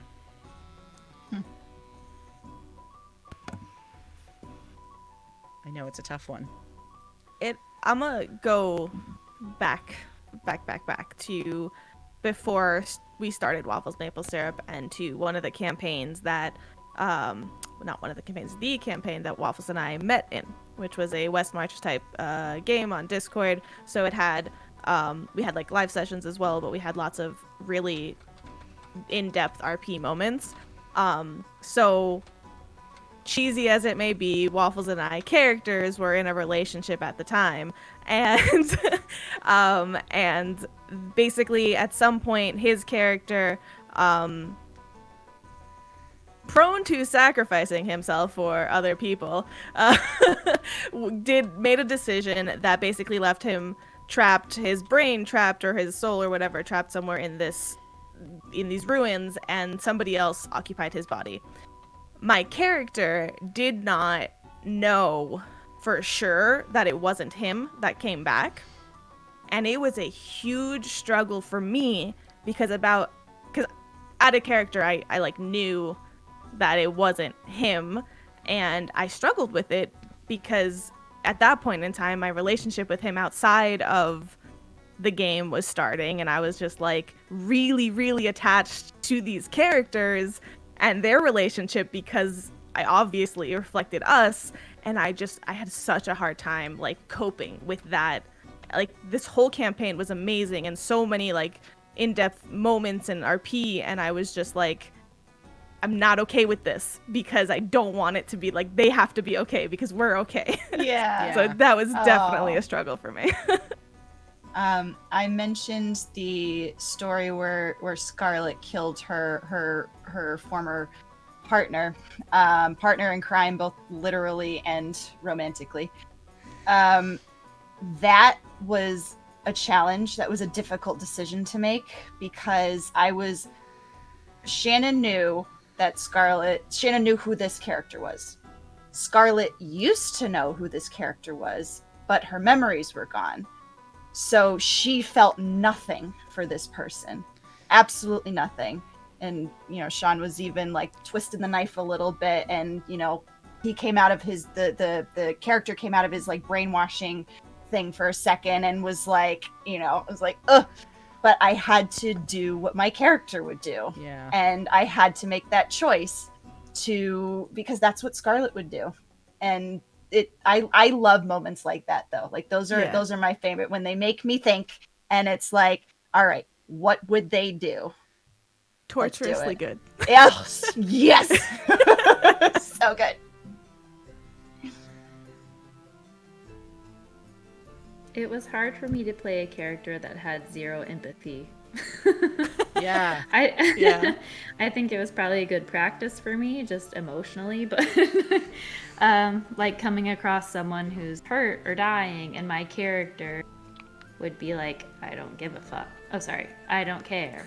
Because I got other stuff to do. Obviously, like personally, I would be like, oh my gosh, are you okay? Let me help you. So that was hard for me, but it was cool to explore that side of existing, I guess. Yeah, that's a good way to put it. Exploring that side of existing. I guess for me, it was less of I always bring it to the DM side because I have more stories from that side, but having to embody someone that I loathe. I have had to embody a character, and he needs to be this way. He uses charm person, and he manipulates, and he controls, and it's not fun to have to play that character because the story needs that character. So, I mean, there is always a discussion. I know, like, me and Jared from Monsters and Multiclass will always discuss who's worse, the Necromancer or the command user on the side of evil. Like, who is worse, the person who controls people or the person who controls someone with no soul? And so having to embody that bad guy who manipulates everyone around him and then does mind control is just kind of gross. Yeah. But necessary. So know your DM feels gross too and give them a little space sometimes. An underrated like facet of being the GM. Like when we pick characters, we're in there for the long term about their personality, but you get to like put on shoes for shorter term, and that can be That's true. Yeah. Yeah, and it's just like I said, I never try to make any characters that are like horrible like areas you don't want to go down. But like you have to make this thing evil. And in some cases, especially if you are doing really well villains, you're trying to make people doing evil things that people will sympathize with. And that feels gross. Most dangerous of villains. That feels really gross to be essentially stepping into that abuser role to create a villain. So, that's a struggle. Boundaries and session zeros and Yep. communication are so important. Yep. Have we mentioned? Have we mentioned? I can't imagine a world without session zeros. It's like if you don't do a session zero, it's like that's a red flag for me if we don't do a session zero. Mm-hmm. I had never done a session 0 until I met y'all. We always just jumped right into it. But it was really nice the first time I had one because it made me feel very safe. Yeah. Which was nice. I think the first session 0 I ran was with you ladies before we did the one shot. And it was just like, okay, let's just see how this goes. And then after I did that, and DMs, you can do this. I then did a session 0 with my group, even though we were mid-campaign. Because it was one of those, like, this is just a good idea. Mm-hmm. And part of it triggered because I did something as a DM that I did notice I made someone uncomfortable. Mm-hmm. Yeah. And not on purpose, but I noticed it. So it was one of those moments of, I did something wrong. It is now time to step back and talk to everybody. Mm-hmm. Yeah. Waffles says it's called session 0.2. Anything to open up those communication lines. Exactly. It's always going to be a good thing no matter what. Yeah, exactly. Because I will even say as a DM, like just telling people, oh yeah, always feel free to talk to me. Come and talk to me whenever you want to. People aren't going to do it. Yeah. You have to be the one that says, hey, let's take a hot second. Is there anything you want to talk to me about right now? Anything at all? And just doing that rather than, I'm always open. Come and talk to me. It's like, hey, do you have anything you want to talk about? And that may trigger them to want to, or they can just be like, no, we're still good. It's like, all right, well, just know. And then keep checking in. Giving them the space to do it. Yep. Yeah. I see that so frequently online on like Facebook groups and stuff. Like people will be like, hey, random Facebook group on the internet, you know, I had this thing that happened in this game and I just want other people's advice on it. And anytime you ask the internet anything, you're going to get polar opposite things. And it just makes a mess of it. And in general, every single time, the best advice is just go communicate. Go say, man, I felt really uncomfortable in that last session. Or, hey, DM, you're doing this thing that I really don't like. And I think that if you don't ever communicate, you're never going to know when the line has been crossed and you need to step back. Otherwise, you're just going to question it and you're just going to diminish the experience that you could have or are having. And it could be so much better if you just say there's a stuff. way to have that conversation. There's a way to go into it and be like, hey, can we talk for a second? Like, we're good, but like, I just want to, some things have come up and let's talk about it. If you go in like, I'm not having fun and this is the worst thing ever It's and your fault. it's your fault. Right. No. Not I was just thinking it's hard for me to have conversations like that, but like my one-liner now is, hey, can we have a hard conversation? Nice. And then if they're like in a place to have that conversation, then we can talk about it. But if they're not in a place to have that conversation, then we'll talk about it later. Nice. Yeah, I think that's a great idea. If you realize, obviously, with the asterisk of like you're not having that conversation the way Shannon just mimed, but if you feel like you're approaching the conversation in a healthy way and you still don't feel like you can have that conversation with your GM, then you know what? Maybe that's not the table for you. Yep. Yeah. That's okay. And that's okay. That's okay. You come first. Yeah, and again on the GM side, I know as GMs we never want to give our secrets away, like what's coming or anything, but if someone's having that I'm feeling uncomfortable conversation, maybe start opening up with that player, like, okay, this is where I'm thinking about going with it. Will that make it better, or do I need to change course right now? Yeah. Nice. Oh yeah, that's really good. It's And if you have to change course and the game's tomorrow night, push off the session. Or, you know what? Fun side adventure. A unicorn shows up and stabs a guy, and you need to figure out why it did that. You have options. You have options. There's suddenly a very fat dove that is talking to people. What's it doing? This squirrel named Karen just shows up out of nowhere. I have problems and I need to talk to the manager. There's a squirrel at the tavern that is for some reason demanding to see the manager. My water had water in it. Amazing. Oh, I love you guys so much. No, you! No, you! No. Oh, goodness. Sir, I feel like you should be a DM therapist. Yep, I agree. Yeah. That's a thing now. We've Yep, just it's a made it thing up. now. You're the first one ever. Congratulations! All right, let's see. Waffles had another question. This is a nice quick one.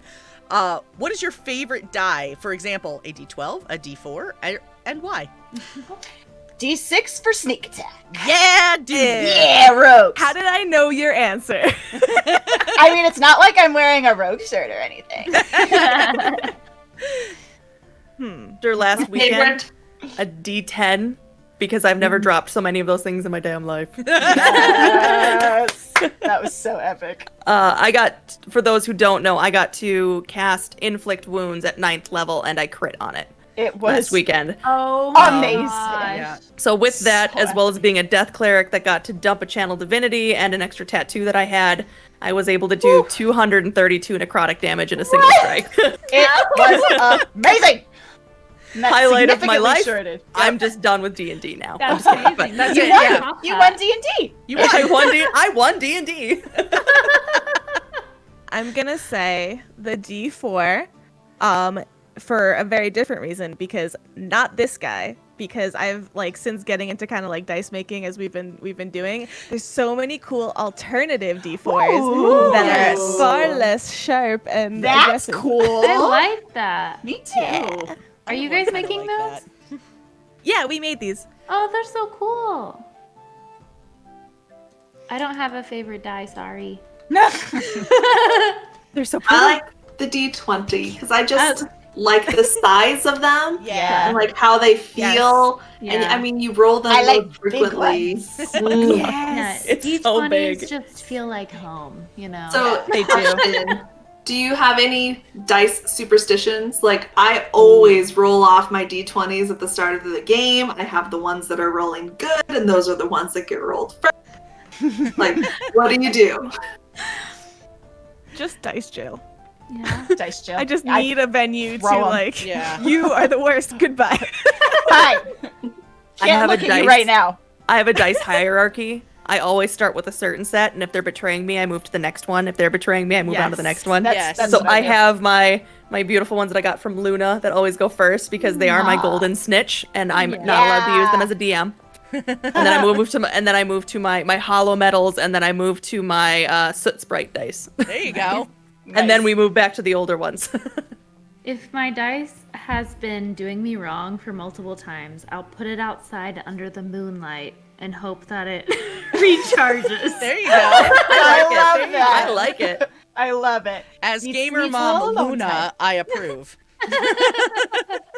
Lord Coyote you. said that they make the one face up when they roll the d20 or face Ooh. them, and I don't realize I do this, but I think when they're sitting in my tray, I'm sometimes I flip between the two. I'm let me put the 20 up just to maybe get there, or you know what, no, let me put the 1 up so it doesn't go on the 1 when I roll it. Yeah. Yeah. Do any of No, you there guys... are.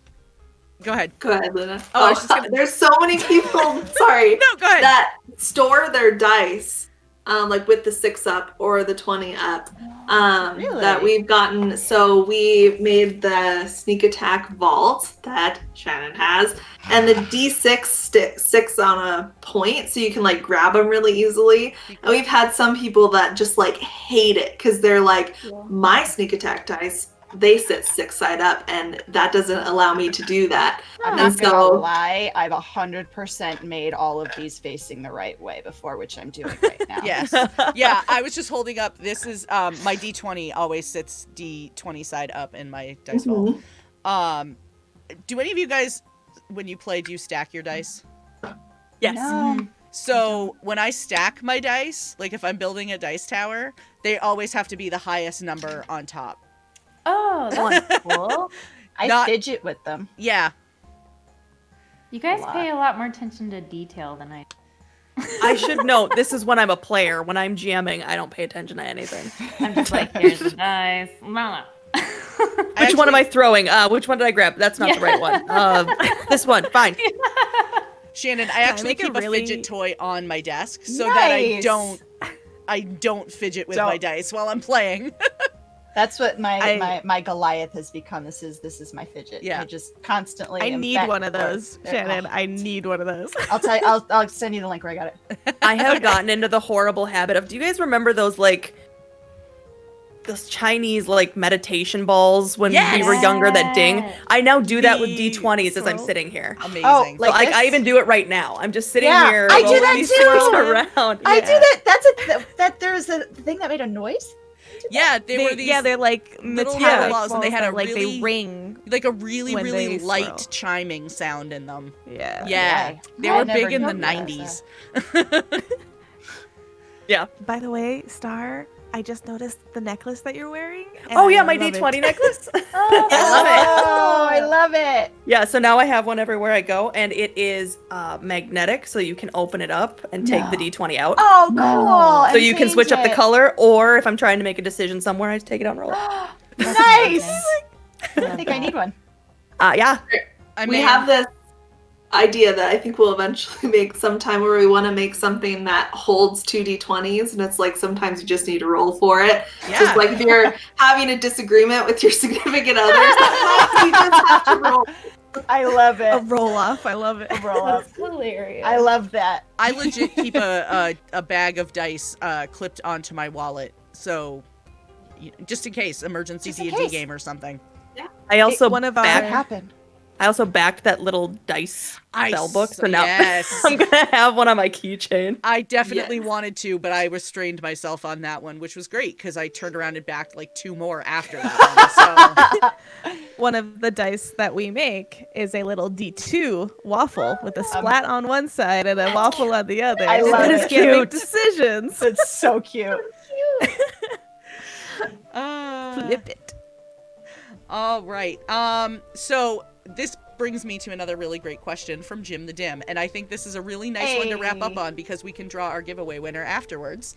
Or we can just talk for another hour. I'm cool. Yeah, with we that. can do that. I'm cool with it. So guys, you got like 12 minutes to get us up to $7,000, so let's get on that, okay? Do the thing. Do it! But Jim dance would like to for you. know, what is your favorite non-dice TTRPG accessory within reach? My custom dice tray. Oh wait, I have my dice tray, all my dice, my fan. Yeah, I love my your necklace. fan. I love. your I fan. needed that fan last night. this is a toss-up for me. It's either my dice vault or like one of my other 2 dice vaults that are in my drawer. Shannon, you'll recognize this immediately because it's meant for dice. I use it for marshmallows. Hey, the catapult. My marshmallow catapult. It's meant for D20s, Yes. but I Amazing. I also love my bag of hoarding. Oh my god. That's Listen to that. amazing. You hear that? All that dice. Is that for defending your home? I like that, Bonnie. Yes. I panicked. I was like, within reach? I I don't was know. like, this is the only thing within reach that comes. Oh my god, that's amazing. It was one of those. I DM'd last night, so I have everything here right now. I just I was like going really lame, and I was like, our coasters that we make with the resin. No, okay. And then I was like, all right, fine. fine. Our notebook. There you go. I have a ton of D&D related stuff on my desk right now. Like I have that. I have my spell trackers right there. I have dice in this thing. This is one of those ones that opens up. It has pockets on the inside. It has pockets, and then you can fold it flat to use it as like a dice tray. And I have one of those. Those are cool. Yeah. And then My newest favorite things are our little potion bottle things. That I love them. I know, I do too. And then you roll out the D4s. I love that. I love it. Awesome. I need love a that. job that gives me enough money to buy all the things. I need a job that will sustain my D&D. we all habits. just need to work for Katlyn and Jared. Yeah, Done. that's our future. Yeah. And I've got orders that are gonna go out soon. Hey! Nice. So pretty. These, of course, all the stuff that I have is all the stuff that we make, but you know. It's I mean, most of the stuff that I have is stuff that you make too. So yeah. Well, you know, we'll take it. And I know I put this in our chat, but I think one of the favorite parts I had about last weekend is I finally was able to fill the spell slot tracker. Yeah. With all, like, I got to use them all, and I was That very was cool. excited about that. And then realized I didn't have enough D6s. So I had to go steal some from my husband. That's so sad. All right. Well, this would be a great time for last minute entries into enter to win the spell tracker or the dice vault, whichever you do not have.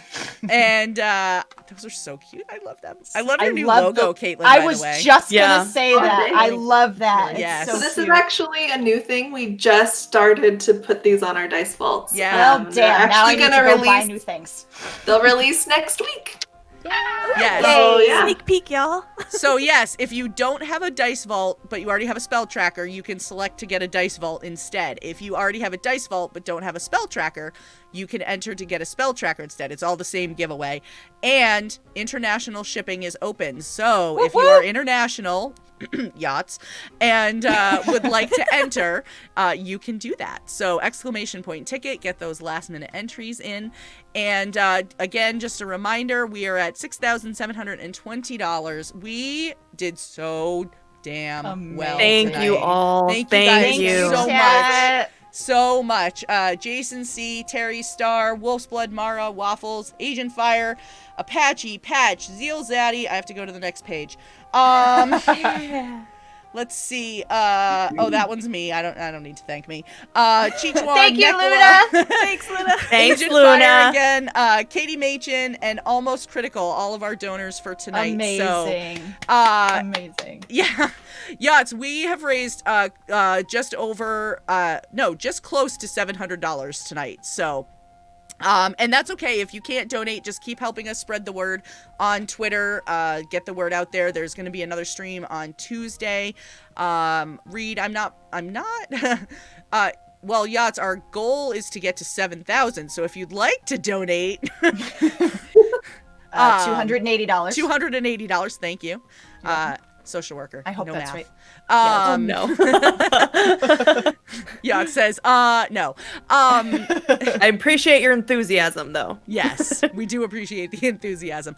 But thank you all so much for the support. And I'm going to have everybody just go around again, remind us of who you are, where we can find you, and then we will draw our final giveaway of the night and find a new channel to share the love with. So I'm going to go in reverse order, and Star, we're going to start with you.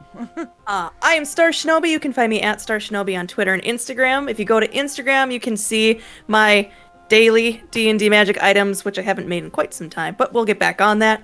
Otherwise, I know I'm working on a few projects with a couple people in here too, for future release. You guys can keep a lookout for future supplements coming out as well. I'm excited. And let's see. Next, we'll go to Shannon. That's me. That's you. Hi, everybody. I'm Shannon. Thank you so much for joining us tonight and for all of your incredible donations in chat. And you guys are amazing. ParadiceRPG is my nerd home. You can find me there on Sundays, on Mondays, on Tuesdays, on Thursdays, and sometimes on Saturdays. And they're all the time. You can find me at SRB25 on all social media. Yeah, I love these ladies. We love you. Ah. No, you. Well, thank you for making your 7th appearance on Tales from the Tavern. Anytime. Let me know when you want me to come back for 8. Yeah, I'm trying to think. There's a few other people now who are trying to get in on this. I think Nick was trying to get in on it, and you can try. You should put Nick and Hillary on at the same time. Oh yeah. Yeah, but then who's gonna watch Hazel? Hazel can be on too. I'll come babysit. Yes. I'll drive up there. It's 12 hours. It's fine. How about if I go there and babysit, and Nick and Hillary can run the show? We're moving back to the East Coast. We'll be real close. I'll babysit. Where are you moving? Are you? Yeah, we're right now North Carolina, it looks like. Ooh. Simultaneously extremely excited and very sad. I know. Oh well, gives me an excuse to go to North Carolina. There you go. Stop in Virginia on your way. Everyone's welcome. We're just gonna do the trip, right? Like, Yeah. No, we're all gonna buy we're going to rent a castle and we're gonna have a D&D weekend. Yeah. Yes. Remember, I'm planning it. We're I done. do remember We're that. good. Yeah. That I've already got it. We murder mysterying as well. Yes. Yes. I want to be Priscilla again. Oh my god. That was amazing. honey, where are you going? On a week-long trip to play D&D in a castle. Yeah. Bye. Bye. Love you. Peace out, Girl Scout. All right. Well, Syrup, why don't you tell us a little more about you? Where can we find you on the interwebs? Yes, so I am one half of Waffles Maple Syrup. You can find us on Twitter at Waffles Maple, Instagram at WMSPod, but honestly, almost everything is on our website, which is just wafflesmaplesyrup.com, and probably easier to remember. And I don't want to take too long, but I just want to really briefly mention, we talked a lot about mental health today on TTRPGs as a whole. So 2 things. 1, thank you for the opportunity and the safe space to do so. I think that's absolutely huge and amazing. I got emotional for sure and I teared up. You guys are absolutely amazing. And I think it is so incredibly important, as Shannon mentioned earlier, to promote this kind of conversation and to continue talking about it. I updated the website recently with a meet the team of all of us behind the scenes at Waffles Maple Syrup, and it was amazing. Everybody wrote little bios, and each and every person wrote a little bit about what TTRPGs means to them. And I love that. The conversation that we had here, reading that just yesterday, this is an amazing space. Waffles Maple Syrup, what Waffles and I try to do is make more of that safe space out there and continue to promote it. And so thank you for the opportunity. Honestly, it's amazing, and I'm so grateful to y'all, all of you. You all are so cool. No, you. All right, Caitlin, we're gonna go over to you next. Well, I don't know how I'm supposed to follow. Get myself together a second. All right, I'm Katlyn. I'm half of Arcane Spectacles, and you can find us at arcanespectacles.com or on Twitter at Arcane Spectacle. Have to drop the S, limitations and stuff. Yeah. And we make really cool TTRPG accessories, and I love this community. It is the most amazing, wonderful place in the whole entire flippin' world, and I'm so lucky that I get to do cool stuff and create for you guys because it's the best. And we're lucky you get to create for us. Yeah. And we can buy from you. Yes. Yes. And then go, I need the new model. Right? I need it. I have the old one, but what about the new one? Right? Yeah. Always. That's when Caitlin goes, so we're going to release a Kickstarter, and we go, what time, so we can all try to be the first one. Yeah. All right, ladies, T-minus 10 seconds. Right? You ready? You guys are just so wonderful. All right, and Bonnie, we'll go to you next. Hi, everyone. I'm Bonnie Werland. You can find me at BonnyJean on Twitter. You can also find me at its_Jangles on Instagram or Beef Shellington on Discord. So, All amazing names. I love to play, so if anybody needs any players, let me know. I'm not a part of a campaign right now. And she comes highly recommended. Yes. Amazing. Big time. Heck yes. She's Amazing so role player awesome. She's so much fun. Yep. Thanks, guys. And I love everyone here. And all that good stuff. Everybody here is just so much fun to play with, and I thank you all for coming and hanging out with me tonight. Let's draw a giveaway winner. Let's do it! Yes! All right, I'm gonna close the giveaway. I can't hear the suspense. What's gonna be? Ready? Drawing a winner. Yanzam. Hey! Speak up in chat if you're still here. Whoop, whoop. Let's see if you're still here. We're all like waiting with bated breath. I know, right? We're all like, All right. Also, Yacht's Twitch, thank you very much for that donation that came in. I saw that come in. So thank you for that donation to No Kid Hungry. You won!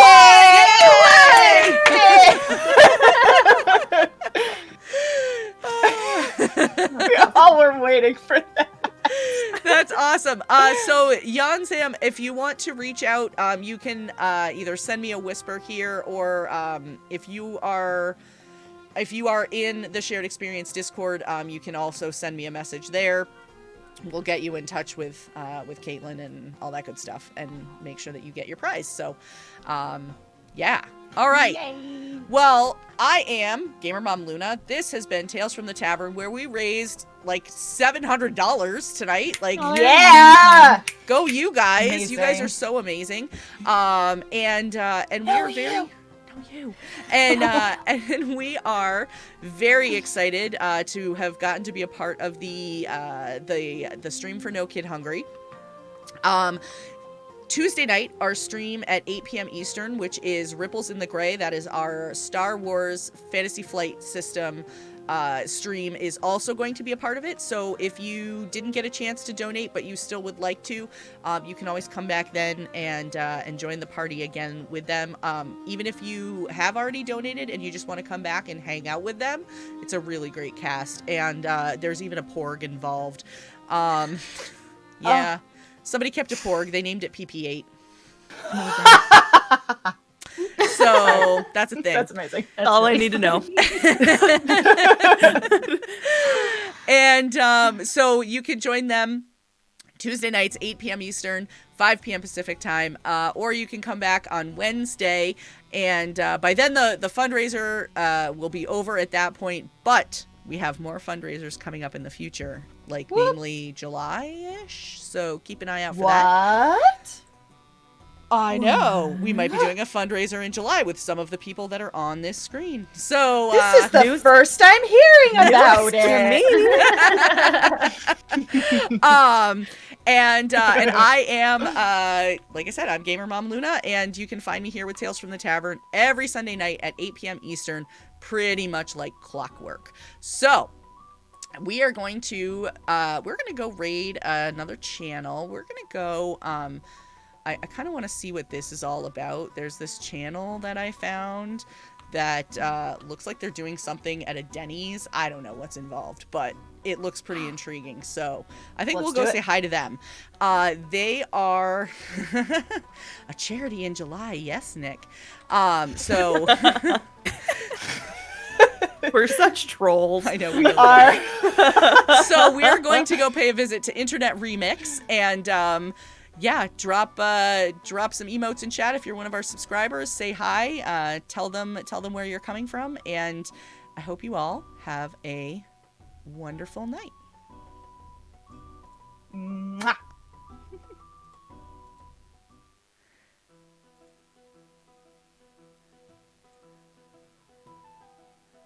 We're good. It's are like good. Tour Guide Barbie. I know. I'm like, oh. Oh, I hope they're. Oh Theater no, Kid they must be Rat having an Party. issue. Oh. Oh no. Oh no. Oh, that happens. Please no spam warning. Rip. Whoops. Sorry. Yeah. Oh well. That's okay. That It was was so fun. good to see you guys.